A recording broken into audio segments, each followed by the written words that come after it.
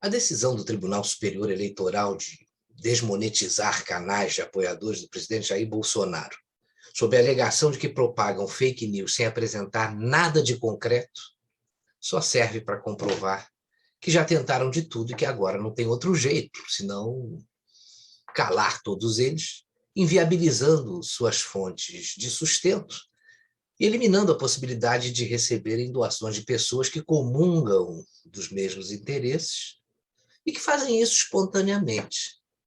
O cala-boca não morreu.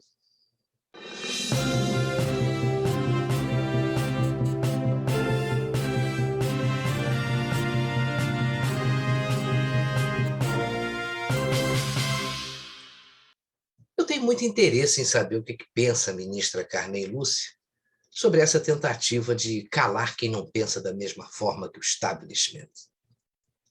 E isso acontece num claro atentado à liberdade de expressão. Ela, alguns anos atrás, frequentava programas de televisão com aquele discurso do cala-boca já morreu, né? E sempre que soltava essa frase era aplaudida e vista como defensora ferrenha da liberdade de expressão. Hoje está calada, não fala nada. E não adianta contar essa história de fake news sem mostrar uma prova de que as notícias falsas são a base desses ditos canais bolsonaristas prejudicados agora por essa decisão.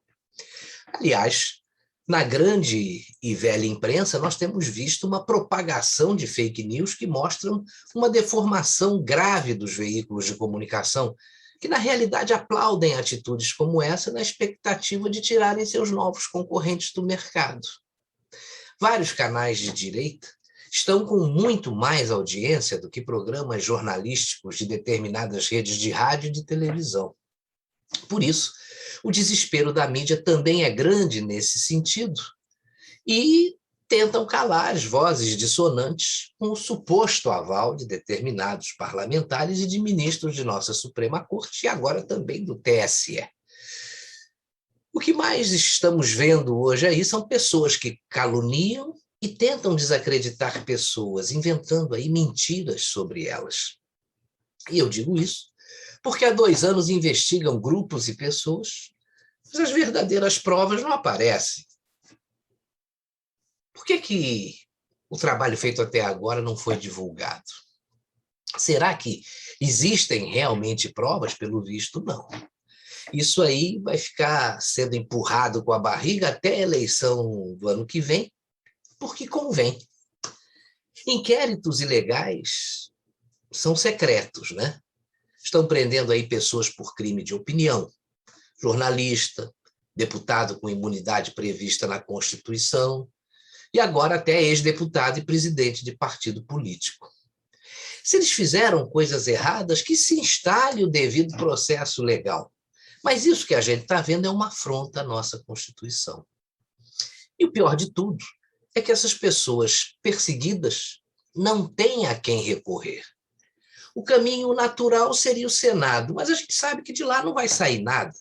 Eles têm medo de que uma atitude contra algum ministro do Supremo traga à tona segredos de senadores e de outros parlamentares que, por enquanto, ainda estão bem escondidos por lá.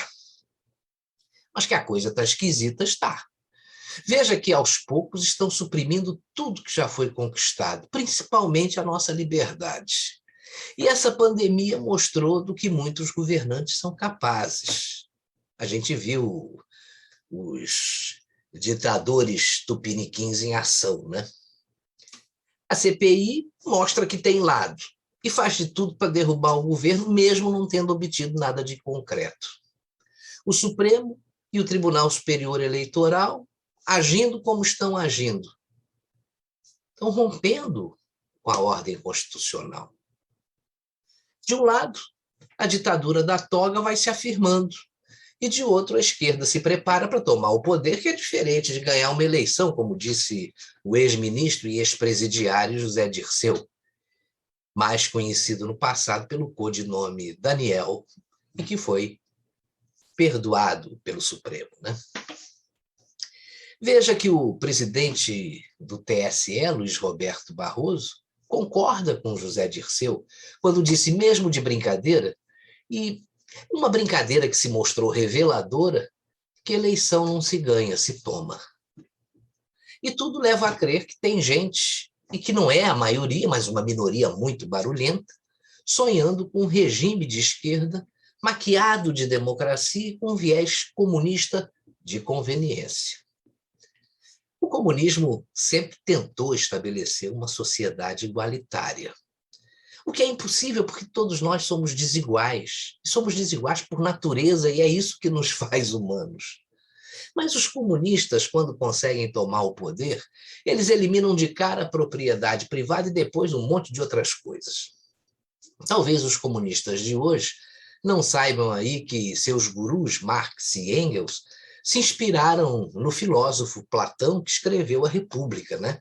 Veja que, para o Platão, o fim da propriedade privada causaria o fim do conflito entre o Estado e o cidadão. E, consequentemente, a abolição da família teria como resultado uma maior devoção do indivíduo ao bem público. E olha só que coisa maravilhosa. Na sociedade idealizada por ele, não existiriam vínculos matrimoniais e os filhos gerados pelos cidadãos, além de desconhecerem os seus pais, ficariam sob cuidado permanente do Estado, que iria garantir o seu sustento e a sua educação. Mas os nossos comunistas adoram o socialismo marxista, que propõe, além da abolição da propriedade privada, a socialização dos meios de produção, o fim da divisão de classes e a abolição da exploração do trabalho. Para os dois, Marx e Engels, quando a classe proletária fosse capaz de tomar consciência da sua situação e buscar uma organização de luta, assumindo o poder e administrando aí o sistema de forma justa e em prol de todos, as classes sociais iam ser abolidas e com elas chegaria ao fim também o Estado. Então, a partir desse momento, a sociedade ia estar preparada para o sistema comunista. Quanta baboseira, né? Veja que o comunismo não deu certo em nenhum lugar do mundo, e onde ele existe ainda, tem a mão forte do Estado, privação de liberdades e uma vida nababesca para poucos, os que estão ali sempre por cima. Eu só não entendo porque as pessoas que vivem sob esses regimes, ou esse regime, né, que é visto como maravilhoso, segundo os nossos esquerdistas, elas estão sempre querendo fugir dos seus respectivos países. Esse discurso não fecha. E o mais curioso é que aqueles que defendem o comunismo vivem falando em liberdade e democracia. Liberdade e democracia. São os hipócritas. Essa é uma grande mentira que pode enganar até alguns desavisados, mas com certeza não é isso que a maioria dos brasileiros pensa. E muito menos quer, né? O ex-deputado Roberto Campos, com quem eu tive a honra de trabalhar, foi entrevistado pela jornalista Miriam Leitão numa ocasião.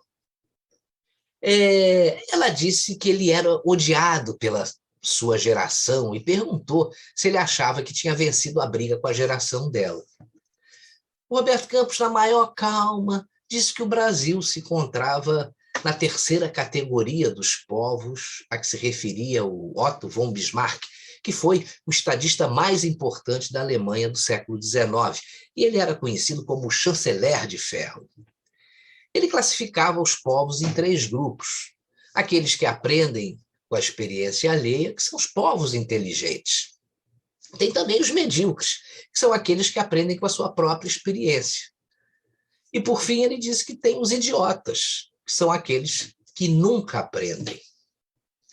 Quando você vê como vem agindo aí essa oposição irresponsável, e algumas pessoas que ocupam postos chaves nos poderes da República, a gente consegue perceber como o Brasil está cheio de idiotas, né?